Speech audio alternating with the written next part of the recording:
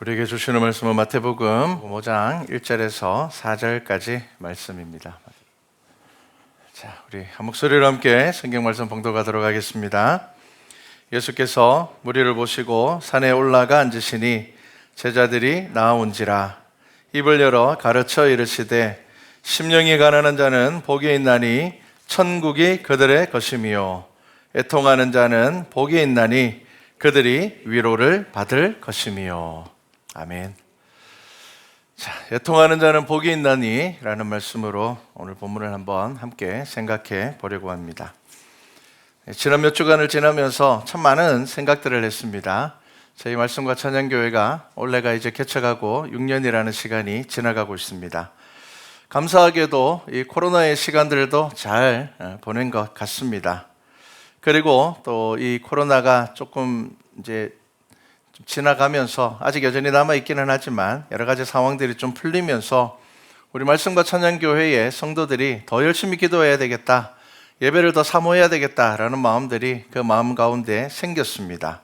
그래서 이제 우리가 더 열심히 기도하여서 더 열심히 예배하여서 우리 말씀과 찬양교회가 이제 가운데 참 좋은 일들을 감당하였으면 좋겠다라는 그 마음들이 생겨난과 동시에 또 성도들의 각 가정 안에 여러 가지 어려움들이 생기면서 우리가 이 어려움을 잘 이겨내야 되겠다라는 생각을 했습니다.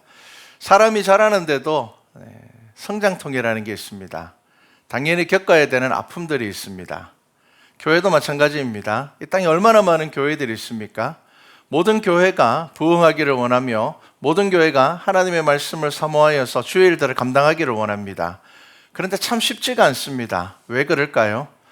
교회는 영적 전쟁 가운데 살아가는 곳이며, 그리고 여러분들의 삶은 믿음을 어떻게 붙잡고 살아가느냐라는 것이 여러분들의 삶 안에서 매일매일 주어지는 과제이기 때문입니다. 이것을 이겨내야 됩니다. 교회도 마찬가지입니다. 우리 교회가 말씀 안에 올바로 서고 하나님의 일들을 감당하려고 하면은 반드시 교회 안에는 성도들에게는 어려운 일들이 생기게 되어 있습니다. 그래서 지금 우리가 정말 열심히 기도해야 될 때이구나 라는 생각을 했습니다. 특별히 우리 말씀과 찬양교회는 첫 번째 항전직 투표를 통하여서 우리 항전직분자들을 세웠고요. 지금 두 번째 항전직분 투표를 끝내고 피택자들이 교육하고 있는 중입니다. 개척하고 6년이 되었을 때 두 번째 피택자들을 세우는 것 참 하나님의 큰 은혜입니다. 하지만 또 한편으로는 이 시기가 우리가 더욱 기도하고 영적으로 무장하지 않으면은 이 가운데 여러 가지 어려움들, 여러 가지 시험들이 있을 수 있음을 우리는 알아야 됩니다. 자, 그래서 이러한 여러 가지 상황들 가운데서 고민하고 생각할 때에 마태복음 말씀을 묵상하다가 이 산상수훈의 말씀에서 딱 시선이 머물렀습니다. 그리고 특별히 두 번째 복인 애통하는 자는 복이 있도다. 자, 이 말씀에 저는 마음이 머물렀습니다. 그러면서 아주 예전에 한 권사님의 신앙의 고백이 떠올랐습니다. 예전에 한 권사님께서 이제 은퇴를 하시면서 그 소회를 이야기할 때에 이제 은퇴 권사님 대표로 나오셔서 이런 이야기를 했습니다. 나는 전도받아서 교회에 나온 게 아니라 나는 내 발로 교회에 나와서 신앙생활을 했습니다. 그런데 그 권사님이 처음 교회에 발을 들이게 된 그 이유가 바로 이 산상수훈 말씀에 있었습니다. 산상수훈 말씀은 교회 다니지 않는 분들도 참 잘 알고 있는 말씀입니다. 그냥 좋은 말씀이라 그래서 사람들이 이 말씀을 알고 있는 경우들이 참 많습니다. 근데 이 권사님이 교회 다니기 전에 그냥 어쩌다 보니까 이 말씀을 접하게 되었습니다. 그런데 이 권사님이 애통하는 자는 복이 있나니 그들이 위로를 받을 것이며, 이 말씀에서 아직 예수님을 모르고 하나님을 모르는데도 불구하고 그 마음 가운데 눈물이 나고 그 마음 가운데 좀 통곡이 났다고 합니다. 왜냐하면 이 권사님이 자신의 삶을 들여다보면은 눈물밖에 없거든요. 자신의 삶은 무엇 하나 남들에게 자랑할 게 없거든요. 세상적인 기준으로 봤을 때는 불쌍한 사람이에요. 자신의 하루의 삶을 돌아보면, 한 주간의 삶을 돌아보면은 나는 남들에게 내세울 게 하나도 없어요. 뭐 남편이 제대로 자기에게 잘해주는 것도 아니고, 자식들이 뭐 부모를 잘 섬기는 것도 아니고 자기의 어떤 처한 형편들이나 이것들을 바라보면은 눈물밖에 날 것이 없습니다. 그래서 사람들은 은연중에 그분을 향하여서, 그 권사님을 향하여서 아유 너는 사는 게 왜 그러냐 이런 이야기를 들었단 말이에요. 그래서 스스로 생각하기에 나는 정말 실패한 사람이구나, 내 인생을 돌아보면 눈물밖에 없구나, 그런 생각을 했는데 성경 말씀을 보니까 어떻게 말씀한다고요? 애통하는 자는 복이 있다는 겁니다. 실패한 게 아니라는 겁니다. 세상 사람들은 나를 향하여서 실패했다고 이야기하고 세상 사람들은 나를 향하여서 복받지 못하였다고 이야기를 하는데, 예수님께서는 성경을 통하여서 무엇이라 말씀하고 있는가 하면요, 애통하는 자가 복이 있다고 말씀하셨다는 겁니다. 이 말씀 하나에 나는 예수님을 믿어야 되겠다. 왜냐하면 세상 사람들은 나를 실패했다고 이야기하고 세상 사람들은 나를 불쌍하다고 생각을 하는데, 정말 많은 사람들이 믿고 있는, 많은 사람들이 성자라고 이야기를 하고 있는 그 예수님께서는 애통하는 자를 향하여서 복이 있다고 말씀하셨으니 나는 그럼 이 예수님을 믿어야 되겠다. 그래서 자기 발로 교회에 나오신 겁니다. 그리고는 하나님을 만나고 예수 그리스도를 만나고 그의 삶이 변화되었습니다. 여전히 변화되지 않은 여러 상황 가운데서 이분이 변화됨으로 인하여서 그들의 가족 모두가 전도를 받았습니다. 그들의 가족 모두가 예수 그리스도를 믿게 되었습니다. 그래서 이현태 권사님이 그 마지막 소회에서 이렇게 이야기를 합니다. 나는 그 말씀 하나로 인하여서 내 삶이 변화되었고 나 혼자 정말 위로받기 위해서 신앙생활을 하였는데 내 가족들을 다 예수 믿게 됨으로 인하여서 나는 너무 행복한 가정이 되었다. 그전에는 정말 불행한 가정이었고 내 가정을 들여다보면, 나의 삶을 들여다보면 눈물밖에 없고 애통밖에 없었던 나의 삶이 정말 예수님의 말씀대로 나는 복받는 사람이 되었다. 그렇게 고백을 하셨습니다. 그것이 기억이 나면서 지금 우리 말씀과 찬양교회가, 그리고 우리 각자의 우리 가정들이 개인이 정말 하나님 앞에 애통함으로 기도해야 되는 그때가 되지 않았을까, 그렇게 생각을 했습니다. 성경을 보면요, 여러 가지 기도가 있습니다. 조용히 하는 묵상의 기도가 있습니다. 그리고 하나님께 부르짖어 드리는 기도가 있습니다. 그리고 또한 작정하여서 드리는 기도가 있습니다. 어떠한 기도이든지 간에 지금 우리에게는 간절한 기도가 필요할 때임은 분명합니다. 이런저런 생각 중에 이 산상수훈의 말씀을 묵상하면서 우리 말씀과 찬양교회 모든 성도들이 이 말씀을 이번 한 주간 동안 그 마음에 품고 나아가기를, 그런 말씀 되면 참 좋겠다는 생각을 했습니다. 지난 금요일에는 시편 32편의 말씀을 묵상을 했습니다. 다윗이 시편 32편에서 뭐가 복이라고 이야기를 합니까? 죄사함이 복이라, 하나님과의 관계가 회복되는 것이 복이라. 다윗은 정말 많은 복을 받았습니다. 물질의 복도 받았고요, 정말 위대한 왕이 되었고요, 무엇 하나 부족한 것이 없음에도 불구하고 그 다윗이 자기 인생 가운데서 무엇이 복이라고 이야기를 하는가 하면은 죄 사함을 받은 것, 하나님을 만나고 하나님과의 관계가 회복되는 것이 복이라, 분명히 그렇게 고백하고 있습니다. 자, 우리도 복 받기를 원하는 사람들입니다. 여러분 복 받으셔야 됩니다. 당연합니다. 우리가 벌 받기 위해서 하나님 믿는 거 절대로 아닙니다. 하나님께서는 저와 여러분을 사랑하셔서 예수 그리스도를 이 땅에 보내주셨습니다. 그래서 저와 여러분은 복을 받아야 됩니다. 그런데 어떤 복을 받아야 되는지를 우리가 분명히 알아야 합니다. 그래서 오늘 이 마태복음 5장의 말씀을 우리가 한번 보려고 합니다. 우리가 제대로 된 복을 알아야지 제대로 된 복을 바라보고 사모하게 되는 것입니다. 우리가 믿음이라 하면서, 하나님을 믿노라 하면서 세상 사람들이 이야기하는 복만을 정하고 그것만을 쫓아서 살아가게 되다 보면은 우리 안에서 하나님께서 주시는 참된 복을 잃어버리게 되는 것입니다. 예수님께서 말씀하시는 그 유명한 팔복이 무엇인지를 한번 보려고 합니다. 자, 첫 번째는 심령이 가난한 자이고요, 두 번째는 애통하는 자이며, 세 번째는 온유한 자이고요, 네 번째는 의에 줄이고 목마른 자입니다. 그리고 긍휼히 여기는 자입니다. 그리고 마음이 청결한 자입니다. 그리고 화평케 하는 자입니다.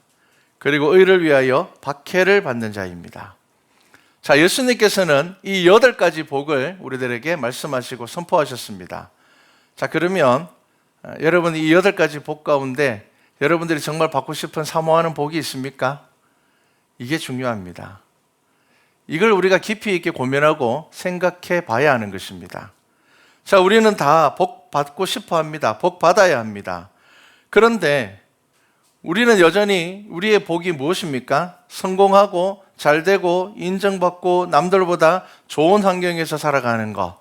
우리는 이것만을 복이라고 생각하고 그것만을 쳐다보면서 살아가는데 예수님께서 우리들에게 가르치시는 이 복은 그것과 전혀 상관이 없는 복입니다. 그렇다면 우리가 생각하는 그러한 복들도 잘못된 것은 아니지만 분명히 예수님께서 저와 여러분들에게 말씀하시는 이 복에 대하여서 우리는 깊이 있게 생각하고 고민해 봐야 됩니다. 팔복을 다시 한 번 더 볼까요? 왜 심령이 부유한 자가 아니라 왜 예수님은 가난한 자가 복이 있다고 말씀하셨을까요? 특별히 누가복음에는요, 심령이 가난한 자라고 기록되어 있지 않고 그냥 가난한 자는 복이 있나니 그렇게 말씀하셨습니다. 왜 그럴까요? 왜 우리는 부유한 것이 복이 있다고 생각을 하는데 예수님께서는 가난한 자가 복이 있다고 말씀을 하셨을까요? 그리고 두 번째, 기뻐하는 자가 아니라 왜 애통하는 자가 복이 있다고 말씀하셨을까요? 우리가 생각하기에는 기뻐하는 자들이 복이 있어야 되는 것 아닐까요? 즐거워하는 사람들이 더 복이 있어야 되는 것 아닐까요? 그런데 왜 예수님께서는 애통하는 자가 복이 있다고 말씀을 하셨을까요? 그리고 자신의 의에 만족하는 사람이 아니라 왜 의에 줄이고 목마른 자가 복이 있다고 하셨을까요? 긍휼히 여기는 자, 내가 먼저 긍휼히 여김을 받으면 좋겠는데 왜 내가 먼저 다른 사람을 긍휼히 여겨야 될까요? 마음이 청결한 자가 하나님을 보게 될 것이라고 이야기를 합니다. 자신의 목적을 이루는 이가 아니라 화평케 하는 자가 복이 있다고 말씀을 하십니다. 의를 드러내면서도 박해를 받지 않으면 참 좋을 텐데 의를 위하여 박해받는 자가 복이 있다고 말씀하셨습니다. 자, 여러분, 이 8가지 복 가운데 여러분들이 정말 간절히 사모하는 복이 있습니까? 마음에 와닿는 복이 있습니까? 대답하기 참 어려울 겁니다. 우리는 다들 세상적인 복을 기대하고 바라고 있기 때문입니다. 우리는 이미 성공과 부유함을 복의 기준으로 딱 잡아 놓았기 때문에 다른 것에 우리는 사모함이 잘 생기지 않습니다. 우리는 수고하고 땀 흘려서 살아감에도 불구하고 잘못된 복을 바라봄으로 인하여서 우리의 마음 가운데 기쁨을 얻지 못할 때가 너무 많습니다. 하나님을 믿노라 하면서도 그렇게 살아가는 사람들 너무 많습니다. 팔복 모두를 우리가 볼 수는 없고 오늘은 그래서 애통하는 두 번째 복을 보려고 합니다. 애통이라는 것을 생각하면 여러분 뭐가 생각이 납니까? 애통의 뜻은 이렇습니다. 애통은요, 가슴이 찢어질 듯한 고통으로 몸부림치며 울부짖는 것을 말합니다. 자, 애통은 가슴이 찢어질 듯한 고통으로 몸부림치면서 울부짖는 것을 말한다고 합니다. 최근에 번역된 성경에서는요, 애곡으로 번역을 했습니다. 그리고 이 애통을 가장 잘 드러내는 사람이 누구냐면요, 욥입니다. 우리가 성경에서 보는 이 욥의 모습은 애통하는 모습이었습니다. 자, 그렇다면 여러분 이 애통 안에는 눈물이 있습니다. 그럼 여러분 눈물하면 뭐가 떠오릅니까? 슬프고 괴롭고 약하고, 그래서 특히나 경상도에서는 뭐 어떤 말을 합니까? 사나이는 울지 않는다. 남자는 울지 않는다. 그런 이야기 하죠. 눈물은 부끄러운 것입니다. 자신의 연약함을 드러내는 것이기 때문에 눈물이라는 것을 그렇게 좋게 생각하지 않습니다. 그런데 예수님께서는 뭐라고 말씀하셨습니까? 애통하는 자가 복이 있다. 여러분 한 주간의 삶을 돌아보십시오. 여러분들의 삶에 애통이 있었습니까? 눈물이 있었습니까? 여러분 실패한 것이 아닙니다. 하나님께서 그 눈물 가운데 여러분들의 기도를 들으실 것입니다. 여러분 이것이 바로 애통입니다. 즐겁고 기쁜 것이 복이 아니라 왜 애통하는 것이 복이 되고 왜 위로를 받는 것이 복이 될까요? 애통하지 않으면 위로받을 일도 없을 거고 좋은 일만 있으면 애통하지 않아도 될 거고 우리가 보통 아프지 않으면 병 고침을 사모할 일도 없으니 안 아픈 게 좋지. 아프고 난 다음에 병 고치는 게 무슨 복이냐. 그렇게 이야기를 하는 사람들이 정말 많습니다. 그런데 여러분, 눈물에 대해서 아셔야 됩니다. 여러분, 눈물이 무엇입니까? 여러분들 삶에 눈물이 어떤 의미가 있습니까? 실패입니까? 좌절입니까? 그렇지 않습니다. 이 눈물이라는 것은 그 여러 가지 어려움들 가운데서 새로운 힘을 내게 해줍니다. 그리고 사람과의 관계 가운데서 눈물은 소통하는 중요한 도구가 됩니다. 하나님과 소통하는 통로가 됩니다. 사람과 사람과의 통로가 됩니다. 그리고 자기 스스로와의 통로가 됩니다. 어떤 역사학자가 이렇게 이야기를 했습니다. 역사는 눈물을 흘리는 자들을 통해서 올바르게 세워진다. 자기 욕심, 자기 교만을 가지고 있고 자기 의를 가지고 있는 사람들을 통하여서 역사가 세워지는 것이 아니라 눈물로써 애통하는 마음으로써 그것을 고치기를 원하는, 그것이 잘못된 것인 것을 알고 그 가운데서 눈물 흘리는 자들을 통하여서 역사가 세워지고 있다는 겁니다. 우리의 삶 가운데서도, 우리의 기도 가운데서 여러 가지 기도가 있습니다. 자녀를 위한 어머니의 기도가 있습니다. 우리가 잘 아는 성 어거스틴과 같은 사람은 어머니 모니카의 눈물의 기도를 통하여서 돌아오게 됩니다. 그리고 얼마 전에 우리나라에서 고인이 되신 이어령 교수님도 딸 이민아 목사님의 그 눈물의 기도를 통하여서 하나님께 돌아왔습니다. 부모를 향한 자녀의 눈물입니다. 사랑하는 이를 향한 눈물, 세상의 모든 일에는 눈물이 있습니다. 내가 살아가면서 내 삶 가운데 눈물이 없다면 내게 문제가 있는 겁니다. 여러분, 눈물이 많다는 것은 실패한 것이 아닙니다. 눈물이 많다는 것은 내가 다른 사람들보다 못한 것을 이야기하는 것 아닙니다. 내 삶에 눈물이 있다는 것은 내가 내 스스로에게 정직한 것이며 하나님 앞에 정직한 것이며 나의 고집과 나의 교만이 꺾어지고 이제는 하나님 앞에 내가 무릎 꿇고 잡아가는 것을 의미합니다. 특히나 믿음에 있어서 눈물은 하나님과 만나는 귀중한 통로가 됩니다. 여러분, 회개기도는 반드시 눈물이라는 통로를 지나게 되어 있습니다. 왜 그렇습니까? 우리가 우리의 죄를 깨닫는 순간에 십자가의 은혜가 눈물 없이는 고백할 수 없는 위대한 사랑이라는 것을 깨닫기 때문입니다. 빅터 프랭클이라는 20세기를 대표하는 위대한 사상가가 있습니다. 이분은 위대한 사상가이자 정신의학자입니다. 이분은 어떤 분인가 하면은 나치의 강제 수용소에서 그 모든 참상을 겪은 사람입니다. 이분은 몇 권의 책과 아주 유명한 많은 명언들을 남겼습니다. 이분은 포로 수용소에서 직접 그 참상을 경험하고 살아남은 사람입니다. 그런데 그분이 이 포로 수용소의 어떤 모습을 이렇게 표현을 합니다. 이 포로 수용소에서는 동일한 환경에서 어떤 사람은 성자가 되고 어떤 사람은 돼지가 된다, 이런 말을 남겼습니다. 포로로 잡혀왔습니다. 겉으로 보기에는 멀쩡합니다. 그런데 그 포로 수용소에서 어떤 사람은 성자가 된다는 겁니다.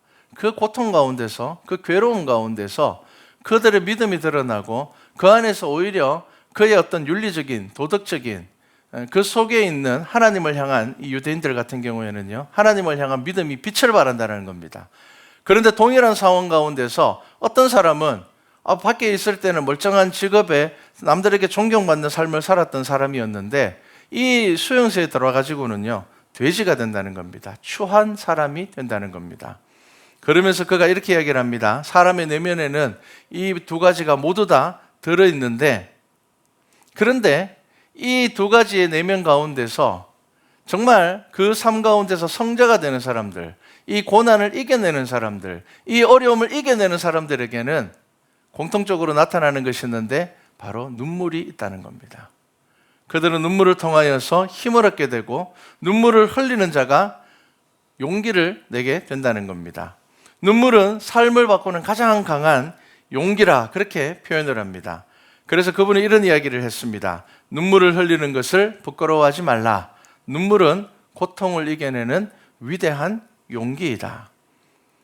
그러면서 이분은 나중에 이제 위대한 사상가로서 또 의사로서 수많은 사람들을 치료하면서 깨닫게 된 것이 있는데 이렇게 이야기를 합니다. 삶의 깊은 의미를 찾을 수 없을 때 사람은 쾌락을 쫓는다.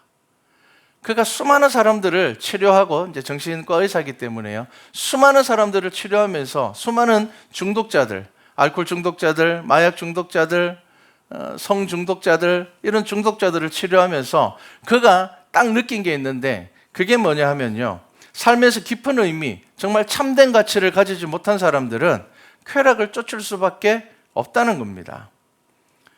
왜냐하면은 인생을 살아가면서 누구나 즐겁고 싶거든요. 누구나 재밌고 싶거든요. 그런데 내 삶은 고난밖에 없거든요. 어려움밖에 없거든요.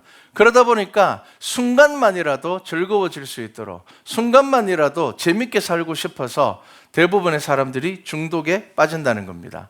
그리고 그 순간이 유일한 낙이 되어서 결국에는 그 낙을 끊어버리지 못하고 이 즐거움을 포기할 수 없어서, 보통 때는 그냥 사람이 그럭저럭 막 살아가다가 막 술자리 가면은 막 업이 돼가지고 막 특별한 사람들이 있죠. 그게 그 삶의 중심이 되는 것입니다. 그래서 그가 이렇게 얘기를 합니다. 눈물 없이 웃고만 살려는 사람은 반드시 타락하게 되어 있다. 여러분, 눈물은 우리의 삶에서 하나님께서 주신 귀한 선물입니다. 그래서 예수님께서는 애통하는 자가 복이 있다, 그렇게 말씀하셨습니다. 하나님이신 예수님께서도 이 땅에 오셔서 우리들에게 눈물을 보이셨습니다. 죽은 나사로의 소식을 들었을 때도 눈물을 흘리셨고요. 과부의 아들이 죽었을 때도 그 모습을 보시면서 눈물을 흘리셨고요. 그리고 예수님께서는 마지막 십자가의 길을 가시기 전에도 눈물을 흘리시면서 애통하시면서 기도하셨습니다. 왜 그렇습니까? 이 눈물 가운데, 이 애통한 가운데 참된 기쁨과 평화가 있기 때문입니다. 예수님께서는 사랑하는 이들을 위하여서 눈물을 보이셨습니다.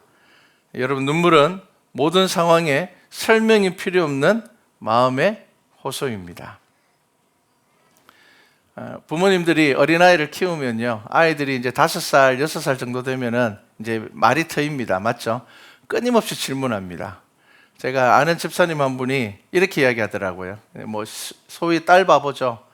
막 딸아이가 너무 좋아서 그런데 애를 키우면서 얘가 언제 말하게 될까? 말하면은 애하고 말도 하고 싶고 그런데 막상 말이 터이니까 힘들어 죽겠대요.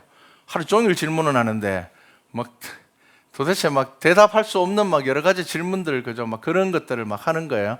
처음에는 이제 말 트일 때는 좋았는데 이제 말이 많아지면서 끊임없는 질문하니까 감당이 안 된다는 거예요.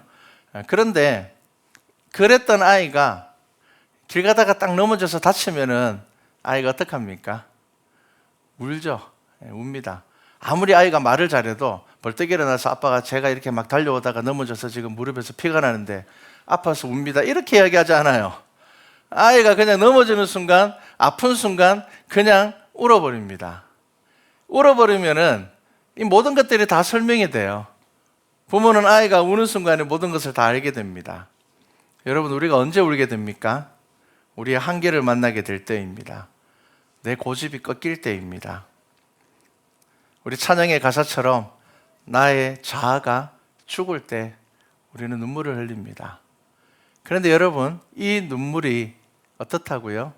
하나님께서 기뻐 받으신다는 겁니다. 왜 하나님께서 눈물을 흘리는 자들에게 복되다고 하셨겠습니까? 이 눈물을 통하여서, 우리가 애통함으로 인하여서 우리는 하나님 앞에 더욱더 정직하고 솔직하게 나아갈 수 있기 때문입니다. 우리가 성경에 보면요, 바리새인과 세리의 기도가 있습니다. 세리가 어떻게 기도합니까? 눈물로 애통하면서 기도합니다. 그 세리는 위로받고 돌아갑니다. 그런데 바리새인은요, 자기의 의를 드러내고 자랑하고 기도가 끝나버리지만 하나님께서는 그 기도를 받지 않으셨습니다. 왜 그럴까요?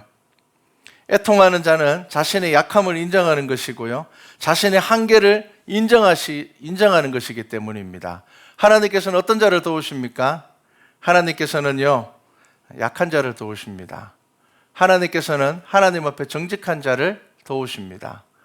하나님께서는 하나님 앞에서 자신의 모든 것들을 내려놓는 사람을 도우시기 때문입니다. 여러분, 이 애통하는 믿음이 저와 여러분들에게 있어야 하는 것입니다. 누가복음 6장 25절에 보면요, 예수님께서 화에 대해서 선포하시는데 이렇게 이야기를 합니다. 너희 지금 배부른 자여 너희는 줄이리로다. 화 있을진저 너희 지금 웃는 자여 너희가 애통하며 울리로다. 여기서 애통은 다른 애통입니다. 뭐라고 이야기하셨다고요? 너희 지금 웃기만을 원하는 사람들, 쾌락을 위해서 살아가는 사람들, 즐거움만을 위해서 살아가는 자들은 나중에 애통하게 될 것이라는 겁니다. 하지만 지금 하나님 앞에 애통하며, 지금 하나님 앞에 간절한 마음으로 나아가며, 지금 하나님 앞에 정직하고 공의롭게 살아가기를 원하는 모든 이들은 어떻게 된다고요? 복이 있다는 겁니다. 여러분, 한 주간의 삶들을 돌아보시면서 여러분들의 삶에 눈물이 있었다면, 도저히 참을 수 없는 어려움이 있었다면, 왜 나의 삶은 여전히 이렇게 힘들고 어려울까? 그 가운데 눈물이 있었다면, 여러분, 이 애통이 여러분들 하나님께서 기뻐하시는 애통임을 아셔야 됩니다. 여러분, 이 눈물은 하나님께서 기뻐하시는 눈물이 될 것입니다. 여러분, 하나님께서 예수 그리스도를 통하여서 여러분들에게 선포하신 이 복을 사모하시기 바랍니다. 여전히 하나님을 믿노라 하면서 세상이 정한 복만을 바라보고 세상이 이야기하고 있는 복을 기준으로 삼고 살아간다면 우리는 하나님께서 주시는 참된 복을 누리지 못하게 될 것입니다. 애통하는 복을 받으시기 바랍니다. 여러분 삶 가운데 애통하는 기도가 있기를 소망합니다. 여러분들 삶 가운데 여러분들의 모습을 솔직하게 내어놓고 하나님 앞에 눈물로 기도하는 이 애통이 여러분들의 삶 가운데 있기를 소망합니다. 하나님 앞에서 나의 의를 내세우지 말고 아버지를 찾는, 어머니를 찾는 어린아이와 같이 하나님을 찾는, 내 힘들고 어려운 상황 가운데서 입고 가물고 참는 것이 아니라 하나님 앞에 애통하여 부르짖음으로 인하여서 세상이 줄 수 없는 하나님께서 여러분들에게 주시는 참된 위로와 평안을 누리는 우리 말씀과 찬양교회 성도가 되기를 주님의 이름으로 축복합니다.